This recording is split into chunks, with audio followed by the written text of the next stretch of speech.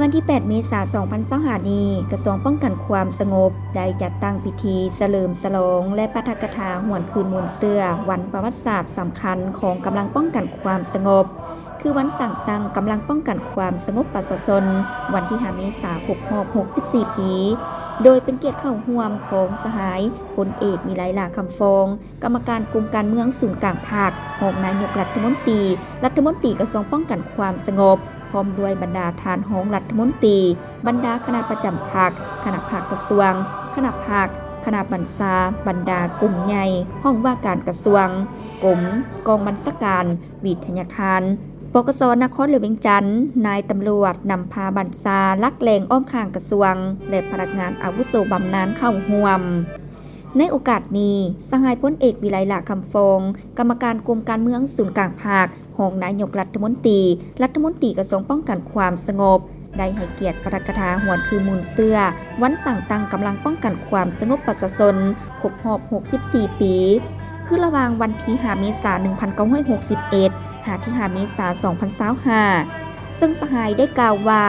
64 ปีแห่งการกำเนิดเติบใหญ่และขยายตัวของกำลังป้องกันความสงบภายใต้การนำพาของภาคประชาชนปฏิวัติลาวแม่นประวัติศาสตร์แห่งการทดสอบอันยิ่งใหญ่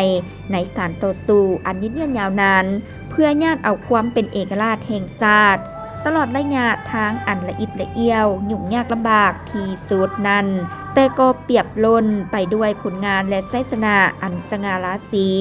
ภายใต้การนำพาอันสลัดทรงใสของภาคประชาชนปฏิวัติลาวกำลังป้องกันความสงบได้สามัคคีเป็นจิตหนึ่งใจเดียวในการปฏิบัติหน้าที่การเมืองทั้งประสานสู่โหบอย่างพิละอาจหารออกแห่งปรับปรุงก่อสร้างกำลังของตนให้นับมือเข้มแข็งและขยายตัวเป็นลำดับมานอกนี้ตลอดระยะ 50 ปีแห่งการปฏิบัติ2หน้าที่ยุทธศาสตร์ของภาคคือปกปักรักษาและสร้างสรรค์ประเทศชาติบรรดากำลังประกอบอาวุธประชาชนลาวเว้ารวมเว้าเฉพาะกำลังป้องกันความสงบประชาชนลาวได้กลายเป็นกำลังหลักแรงในการปฏิบัติแนวทางป้องกันชาติป้องกันความสงบทั่วพวงชนรอบด้านของภาค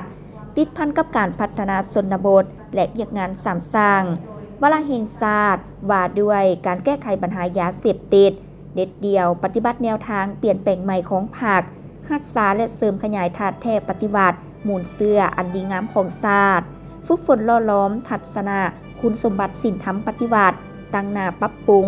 ก่อสร้างกำลังของตนให้นับมือเข้มแข็งในทุกด้านผู้อิงใส่กำลังแหงสังรวมของทั่วปวงชนหันเอากำลังลงก่อสร้างรากฐานอย่างแข็งแรงปรับปรุงองค์การปกครองท้องถิ่นช่วยเหลือประชาชนปรับปรุงชีวิตการเป็นอยู่